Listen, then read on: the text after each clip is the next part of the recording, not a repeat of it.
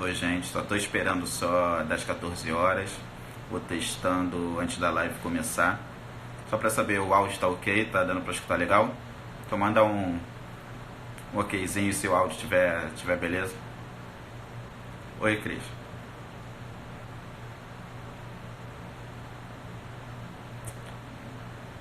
Boa tarde, o áudio tá bom? Só manda só um. Ah, beleza. Valeu, Leandro. Eu só queria já ir testando já pra saber se tá tudo ok, se estão ouvindo bem. Ramiro, o pessoal vai chegando. Daqui a pouco eu já coloco também o Humberto aqui. Ah, show. Diego Francisco também já aderiu, que vai ser o outro convidado de hoje. Então o pessoal está chegando. Esperando o Humberto aí acessar também. Para a gente começar o bate-papo de hoje. Então já que o pessoal está até chegando, avisando até da próxima, né? Que eu agora estou fazendo essas lives toda segunda, quarta e sexta. Esse mesmo horário, às 14 horas. Opa, o Humberto chegou. Já vou colocar ele aí na conversa para a gente começar o nosso bate-papo. Então, como eu estava dizendo, na próxima quarta-feira, também às 14 horas, vai ser sobre autoestima. Vai ser com esse rapaz aí que deu ok, Leandro Batista. Vai ser um bate-papo bem legal. Eu aguardo vocês na quarta-feira. Deixa eu colocar aqui o Humberto já na conversa.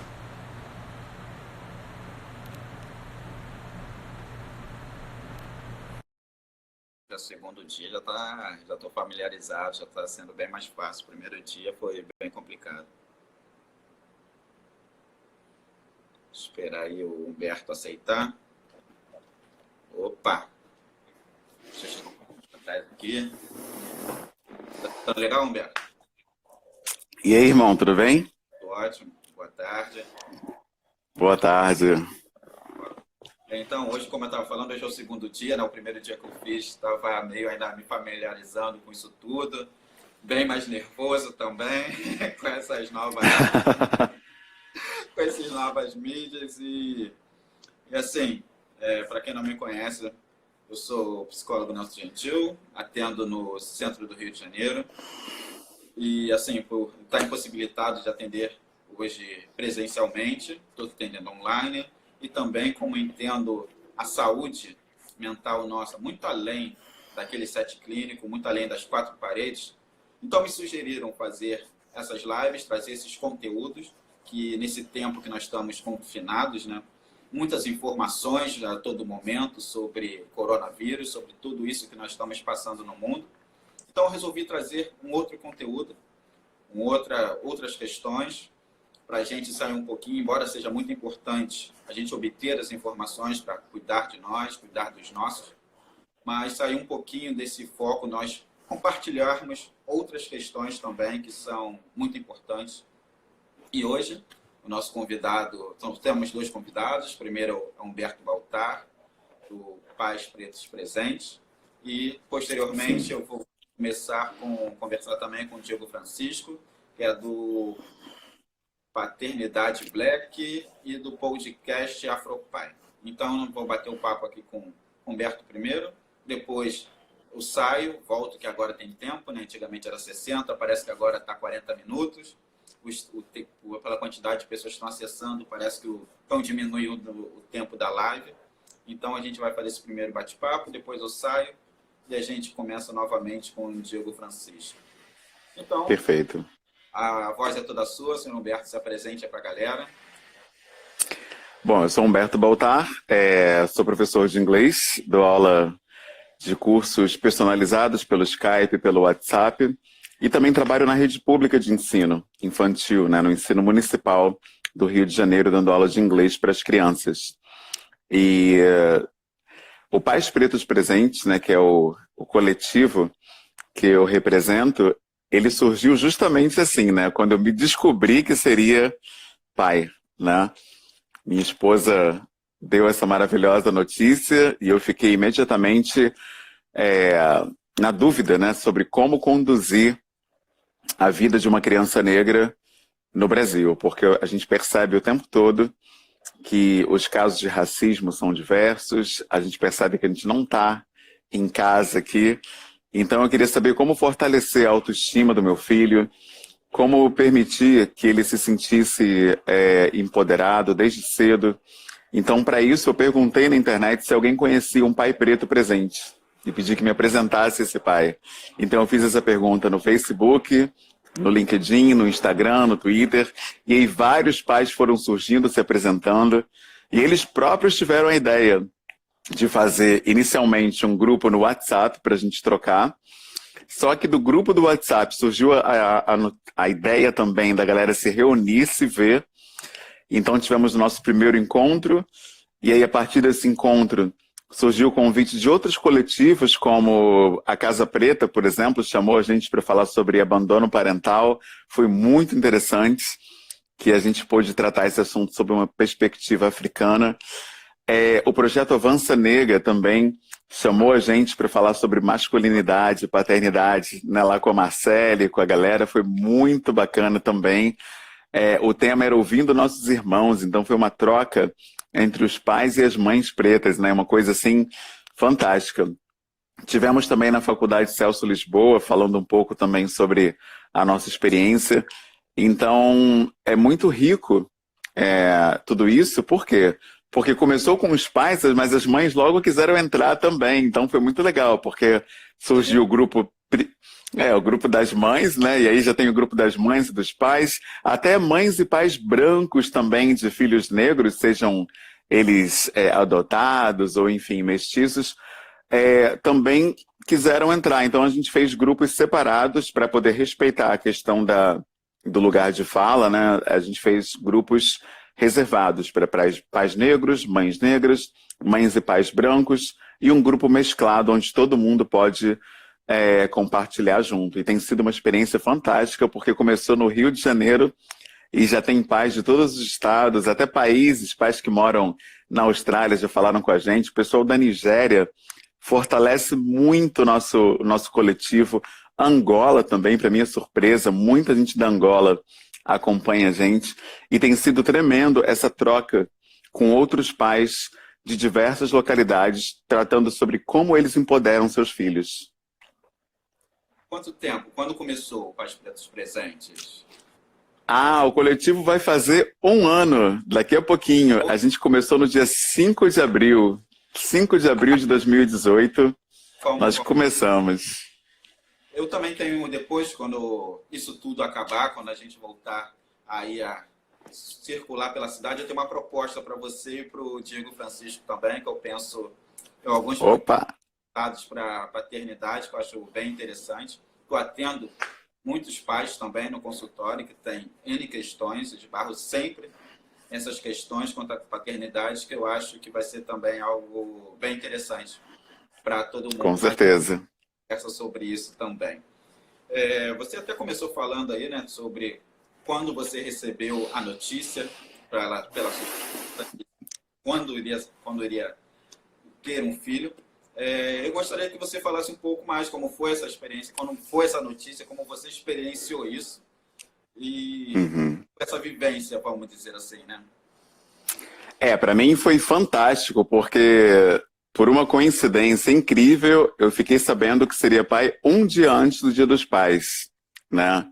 Então foi fantástico, né? Ela me falou em agosto, na primeira semana, e foi uma experiência, assim, muito surpreendente para mim, porque eu sempre vi a paternidade como uma possibilidade de resgate, né? Porque eu poderia resgatar uma paternidade que eu não tive.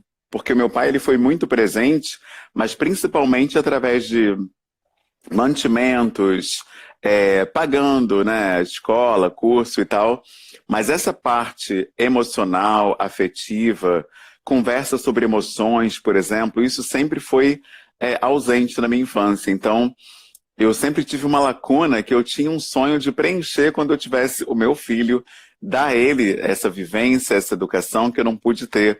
Então eu vejo como uma forma de resgate até de algo que eu não vivi, né? Então eu fiquei muito feliz com essa notícia. Eu até, na verdade não fui nem eu, a minha esposa tirou uma foto minha quando ela contou a notícia, eu até postei essa foto, porque eu acho que o meu filho precisa saber que ele foi recebido com muita alegria, que ele foi muito bem-vindo nesse mundo, porque a gente sabe que, infelizmente, a maioria das mães, elas são solo, né? As mães pretas. A gente tem um dado terrível que mais de 100 mil crianças não têm o nome do pai no seu registro no Brasil. Isso é muito triste, né? Então, poder vivenciar algo fora dessa realidade, uma família unida, uma família presente, uma família amorosa, é algo tremendo. Por isso também o coletivo, para as pessoas verem o dia a dia de uma família que está unida, que está feliz, que está bem, sabe? Que não vive essa chaga, né?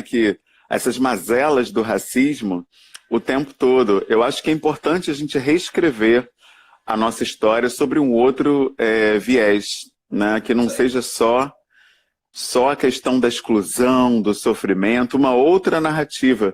Por isso eu gosto muito de canais que trazem essa proposta, né? Uma contra-narrativa, porque a gente já é visto como um povo sofrido em toda parte, né? Sim, sim. Até foi interessante você trazer referente à relação, né, como você teve com seu pai e como você, hoje, essa experiência com seu pai foi importante para você hoje, como pai, fazer de um modo diferente, né? Que nós, na nossa geração, acho que isso foi mais latente, dos pais que tinham uma paternidade efetiva, vamos dizer assim, né? Que era mais com questões materiais, onde o afetivo ficava um pouco de lado, né? Isso é bem recorrente em discursos, e fazer isso hoje de um modo diferente é bem interessante. Também outra coincidência, você teve na Celso, né? Eu esqueci, eu sou formado pela Celso também. Bem legal. Ah, Rodam todas em casa, né? Tá todo mundo em casa, vamos dizer assim. é verdade. E dando continuidade, eu gostaria de saber de você como é que foi, já que um filho, né, é um novo dentro de um relacionamento.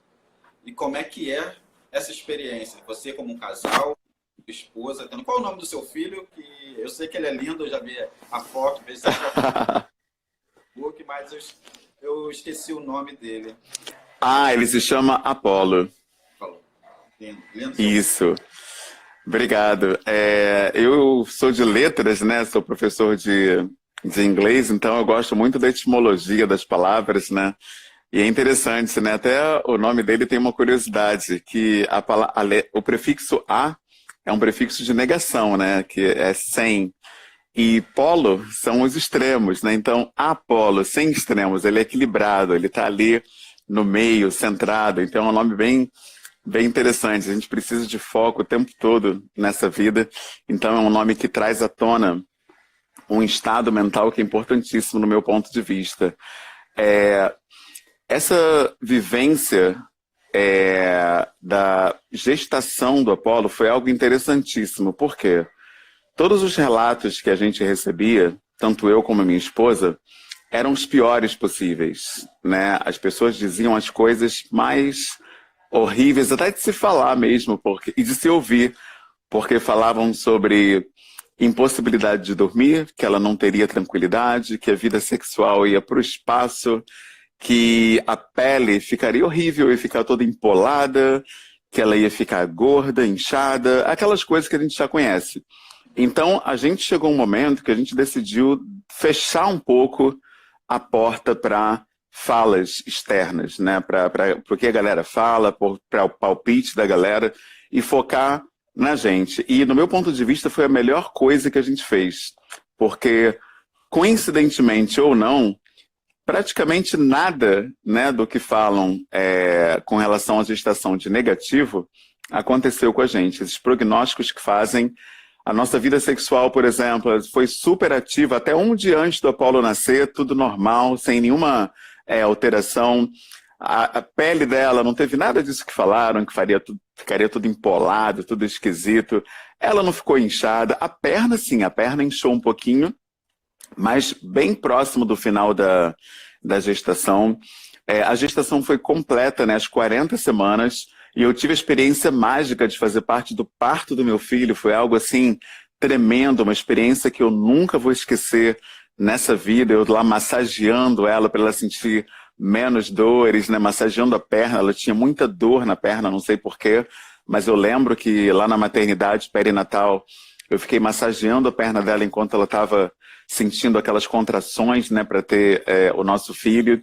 E enquanto ele estava nascendo, eu estava lá segurando a mão dela. Isso é uma coisa que eu nunca vou esquecer nessa vida, e faço questão de compartilhar com outros pais pretos, porque infelizmente muitos pais não estão presentes nesse momento tão importante e tão sensível para as mães. A maioria delas tem o seu filho junto da própria mãe, ou avó, ou geralmente outra mulher, uma amiga, mas o pai raramente está ali junto, principalmente entre as famílias pretas, por uma questão que a gente já conhece, né, uma questão de representatividade também. Você vê, por exemplo, os personagens masculinos, pais, em todas as novelas, eles são cafajestes, alcoólatras, violentos, bandidos, criminosos e tudo o que há de pior. Então, como o homem não tem referências positivas de paternidade preta, inclusive na própria família e na mídia, ele não se vê nesse lugar de pai. Essa que é a verdade também. E mesmo eu não tinha referências, né? Porque o meu pai ele não foi presente nessa parte emocional, como eu estava dizendo. Então, eu também não tinha essas referências. E aí, onde eu busquei essas referências? Através do aquilombamento, conversando com outros irmãos e com outros pais presentes que eu conheço. Por isso, eu acho que uma das palavras hoje muito importantes na área do empreendedorismo, que é a mentoria, ela é importantíssima também na questão familiar. É importante que haja um mentor, uma pessoa que te ajuda a canalizar as suas dúvidas, as suas angústias, uma pessoa com quem você esteja ali o tempo todo, né? E a gente, enquanto casal, sempre teve uma pessoa assim, um bispo, né, da igreja da minha esposa, que ele estava ali o tempo todo trocando com a gente, dando força, um cara casado há anos, com 4 filhos, uma história assim incrível, um pai preto presente ali, e isso para mim foi fundamental. Eu acho que essa troca nos fortalece demais. Eu cresço muito através do nosso coletivo, e tudo que nós fomos vivendo e fomos compartilhando fortaleceram outras pessoas também. Então, eu acho que isso deu força também para a gente durante a gestação do Apolo, que a gente foi compartilhando com outras pessoas e recebendo relatos positivos de como lidar, enfim, com as cólicas, ou quando ele nasceu, ela sentia muita dor no mamilo na hora de amamentar. Então deram a dica, por exemplo, de passar casca de banana, né? A casca de banana passando no mamilo aliviou muito as dores dela, e foi uma dica que a gente recebeu. Então essa troca entre nós, fundamental, irmão, fundamental. A troca permite que a gente cresça muito, a gente cresce demais mesmo, muito importante. A doutora Luciana, que é uma amiga psicóloga, disse que o inchaço é por causa da retenção hídrica que ocorre no corpo da mulher, né? Ela também passou por essa experiência da maternidade, então ela deu aí essa dica pra gente. E você falou aí várias coisas importantes, né? A questão até do nome do Apolo, que dentro da nossa, se levar para um afrocentrado, né? Que o nome é muito importante, né? E toda vez que nós chamamos, toda vez que falamos o nome da pessoa, nossos ancestrais estão abençoando, não? Então é sempre muito importante nós entendermos, né? Nós buscarmos o nome e sabermos sempre o que significa aquele nome. E gostei bastante dessa sua busca, o porquê do nome do Apolo, muito interessante, muito legal mesmo. E também tinha uma outra segunda coisa que eu lembrei, sobre, como você falou, o pais presentes da relação, que é muito diferente, né? Pai presente e o pai está em casa. As pessoas, às vezes, confundem, né? Que nem sempre o pai que está em casa é o pai que está presente. Muitas vezes nós temos pais que estão ali o tempo todo, mas deixam a parte afetiva, deixam a desejar, e isso também é algo que é bom pontuar, para que há uma questão, são coisas bem distintas. Sim, isso é muito importante. E agora, para nós, a outra pergunta que eu teria para você até você falou no iniciozinho, né, quando você introduziu ali, se apresentando, ter um filho preto nessa sociedade racista. Como é que é vivenciar isso? Como é que é para você ter um filho, até mesmo nesse cenário hoje que nos encontramos também, né? Com essas questões, tudo isso mais acentuado, temos um mundo inteiro, uma direita radical aí, vindo massacrando todo mundo. Como é que é? O que passa na cabeça de um pai nesse momento? Eu acho que a base familiar é muito importante. A minha esposa, ela é filha de uma advogada aposentada e eu acho que isso trouxe também uma base importante. Por quê? Porque essa mulher tem muita garra, né? Uma mulher firme, que não se vê em momento nenhum como vítima das situações. Eu acho que é importante a gente se colocar diante dos problemas e dos obstáculos que a vida coloca de uma forma proativa. Porque, por mais que nós sejamos atacados, rechaçados diariamente por uma sociedade racista, é importante que esse não seja o nosso ponto de partida para definirmos a nossa postura. Então, eu gostei muito, eu fiquei muito feliz quando eu conheci a minha sogra, porque eu pude ver que ela deu uma base para minha esposa tremenda. Então, a minha esposa também, ela, quando tem obstáculos nessa área, pessoas querendo diminuir, ela não se permite ser afrontada pela cor da pele dela. Eu acho que isso é muito importante. Ela não permite que nada baixe a autoestima dela. E isso vem, infelizmente, a gente tem que reconhecer, vem também da família, né? Então, o pai da minha esposa também sempre fortaleceu essa questão do estudo, por exemplo, que se ela estudasse, ela conseguiria alcançar os objetivos dela. Então, e eu também tive isso. Meu pai também passou muito essa coisa do estudo. Tanto que sem cursinho, sem recursos, eu passei para todas as faculdades públicas, né, do Rio de Janeiro. E isso é fruto de uma educação, de um hábito, né, de algo que é cultivado. Então é isso que eu pretendo passar para o meu filho.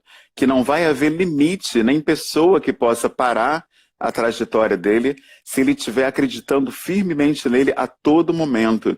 Que eu percebo que se você primeiro espera a forma como você vai ser tratado, para depois você definir como você vai se colocar, infelizmente você vai estar sempre só respondendo, reagindo o tempo todo, e você não vai ser autor da sua trajetória. Você vai ser apenas um coautor, porque primeiro vai ter uma decisão sobre a sua vida e depois você vai estar respondendo.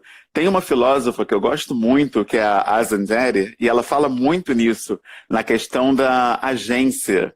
Eu gosto da forma como ela usa a palavra agência, no sentido que você tem que ser agente da sua vida. Eu acho que isso é fundamental. A gente, muitas vezes, permite que outras pessoas ditem o nosso caminho. E eu próprio já passei por isso, muitas vezes na vida.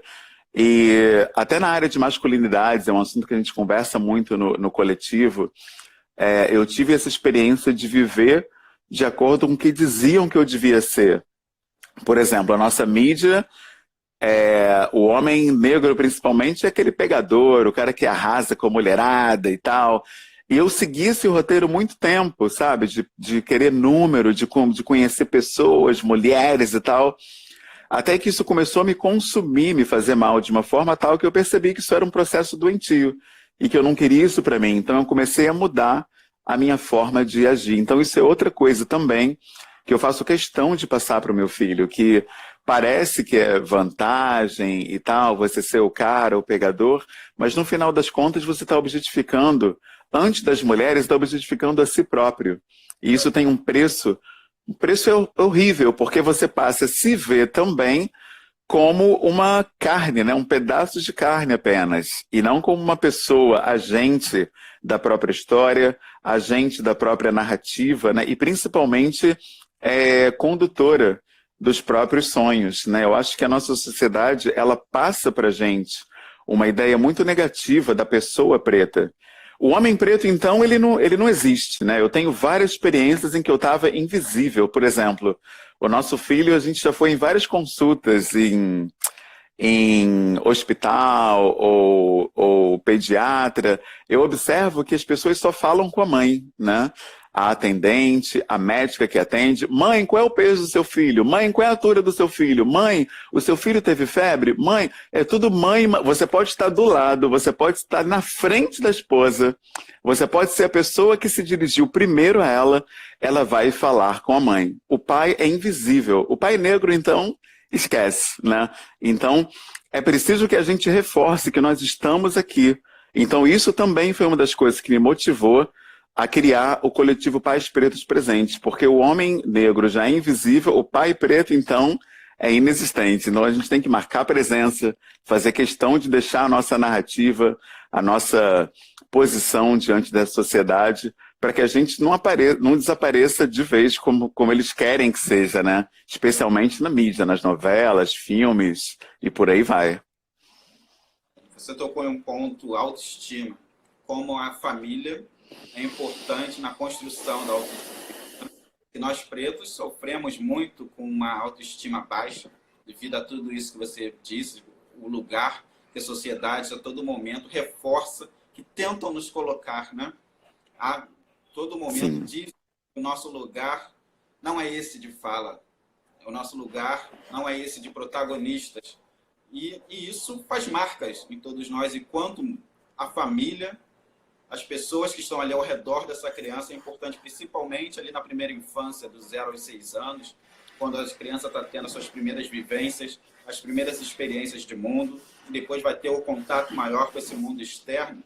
Esse construto familiar, esses valores, essa parte da construção da autoestima é muito importante, que não vai ser um determinante posterior, mas vai ser uma base, um auxílio muito grande como essa criança vai lidar posteriormente com a sociedade, com as coisas que vão atravessá-las.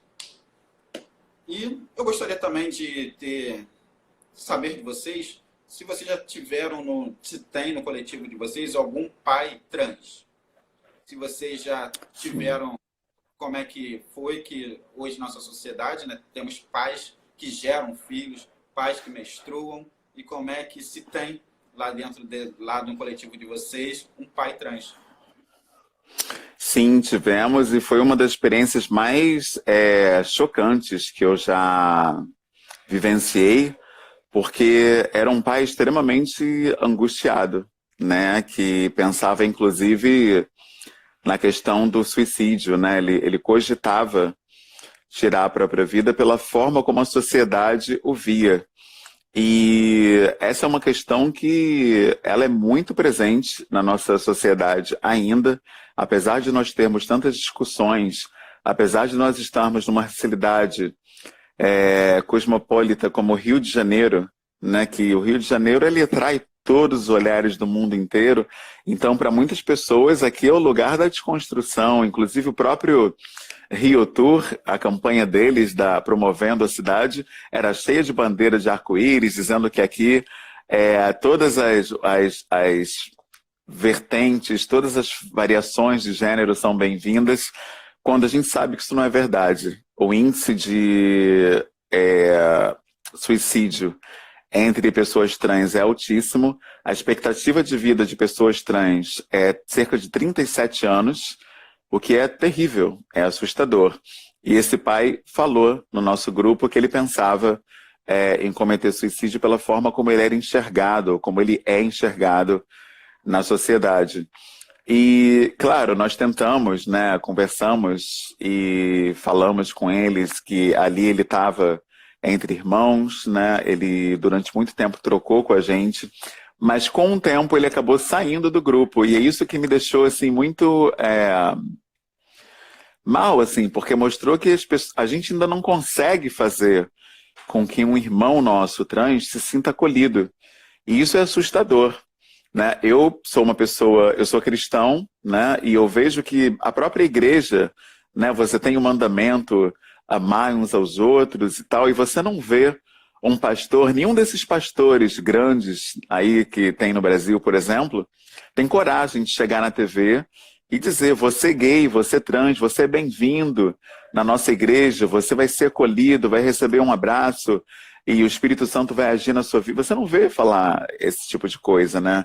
As pessoas dizem que primeiro ele tem que se consertar para depois ele se aproximar, ou seja, recusa-se a pessoa como ela é. Então, isso é muito sério. Eu fiquei muito tocado com a saída desse membro do grupo, isso mexeu comigo, porque mostrou que a gente precisa se rever, né? Rever a nossa forma de lidar com as pessoas, né? Como que a gente permite que essas pessoas se sintam acolhidas, né? No nosso coletivo, no nosso meio e onde quer que nós estejamos. Então, essa é uma das coisas que me fez mudar a minha forma de me relacionar com as pessoas. Eu passei a priorizar nos meus relacionamentos pessoas que pensam diferentes de mim. Eu acho que isso é muito importante. Então, as feministas, por exemplo, são as pessoas que mais contribuíram, né, de certa forma, para o nosso coletivo, porque as críticas, as pauladas vêm o tempo todo, né, que nós somos marxistas e temos que melhorar e tal, e dizendo áreas em que a gente precisa melhorar, precisa mudar. E mesmo quando a gente não concorda com algo, a gente leva em consideração tudo o que foi dito, porque junto a gente tem muito mais chance de progredir. É por isso que eu gosto, por exemplo, da literatura da Bell Hooks, porque apesar dela alinhar ao feminismo, eu digo apesar porque a linha dela coloca que o homem precisa do feminismo para desconstruir-se. E nesse ponto eu discordo, porque você tira a agência do homem. E eu preciso ser agente. Para eu fazer a minha mudança, o agente tem que ser eu, não pode ser outro. Senão eu vou estar alienado do próprio processo que visa a me emancipar. Então, como é que eu não vou ser protagonista em algo que vai ter como objetivo a minha emancipação? Eu não posso concordar com isso. Mas ainda assim, ela diz coisas tremendas, como, por exemplo, que a desconstrução é um projeto conjunto, é um projeto em parceria com as mulheres. E eu acho que isso é importantíssimo, porque... falhou um pouquinho? Voltou? Eu estava falando não sei se foi aqui no meu ou parou. Agora parou de ver. Parou, voltou. Voltou. Voltou? Voltou. Ah, sim. Perfeito. Pô, cortou o pensamento de Bell Hooks. Ela fala uma coisa... Só não peguei essa parte. A Bell Hooks também falou uma coisa que se aí nessa parte exatamente que cortou. Ah, foi só no dele. No dele qual? No meu que falhou? Ou no... Foi o seu plano. Qual foi? Ah, estão dizendo que você não voltou, Nelson. Vamos ver se você volta aí pra galera. Ah, a fala da Bell Hooks foi completa, que o irmão falou, né? Só no meu, então. Então, beleza. Se o pessoal recebeu a mensagem, está ótimo. Então... Sim. Me dou, assim, satisfeito. Muito obrigado mesmo, assim, pela sua fala, que foi, eu acho, esplêndida. Eu deixo até aberto para o pessoal agora, se alguém quiser fazer alguma pergunta para o Humberto, se alguém quiser... Ah, sim. Teve um irmão.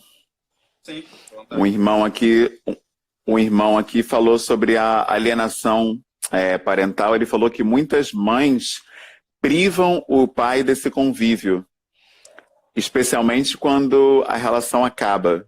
Isso é verdade. Nós temos muitos pais pretos no nosso coletivo que vivem isso, né? A relação acaba e aí a mãe, como forma de atingir esse pai, como forma de ressentimento e tal, ela priva esse pai do convívio com o filho. A gente tem consciência disso. São muitos casos assim no nosso coletivo. Independente do mérito de quem está certo, se o cara traiu, como é que acabou a relação, o convívio do filho com o pai é algo que deve ser inalienável. Tanto que a alienação parental é um crime, né? Isso é consenso. Mas, ainda assim, a gente tem muitos casos em que o pai é privado desse convívio. E até nisso o coletivo é importante.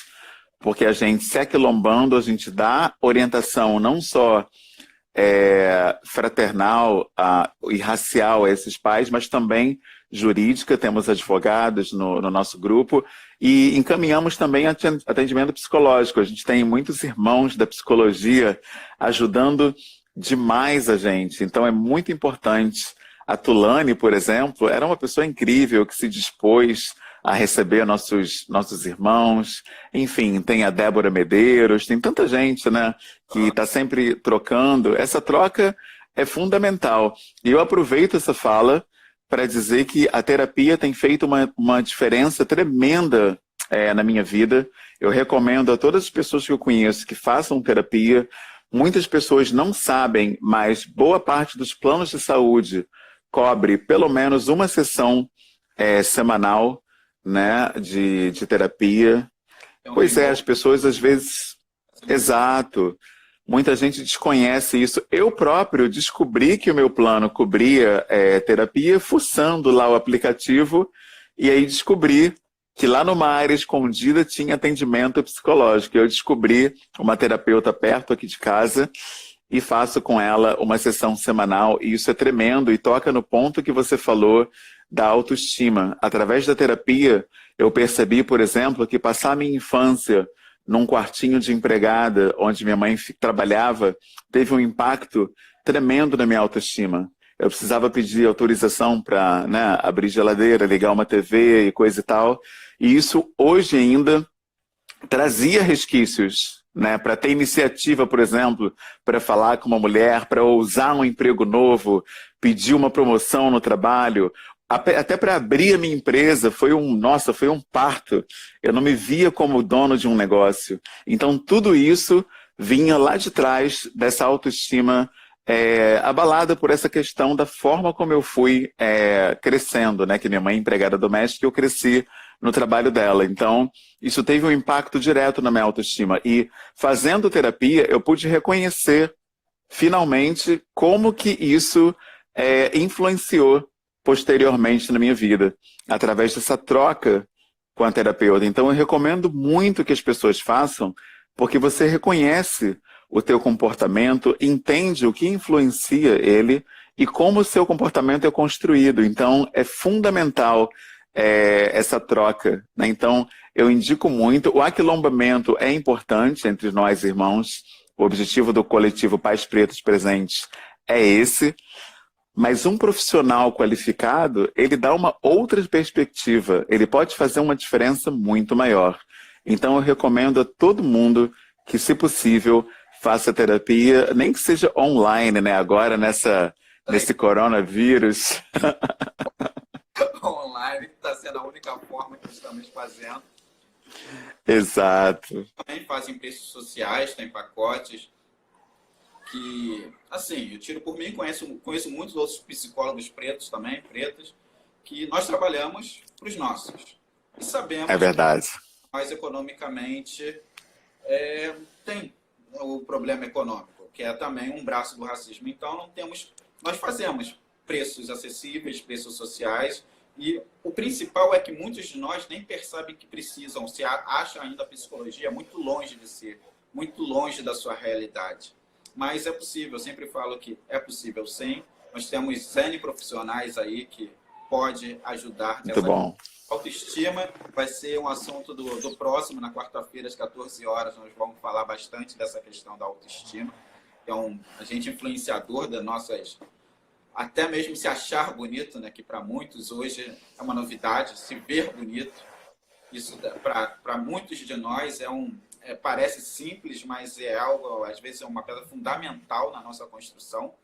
Mas isso é um assunto para posteriormente. Deixa eu ver se mais alguém, senão a gente vai trocar, vou chamar o Diego.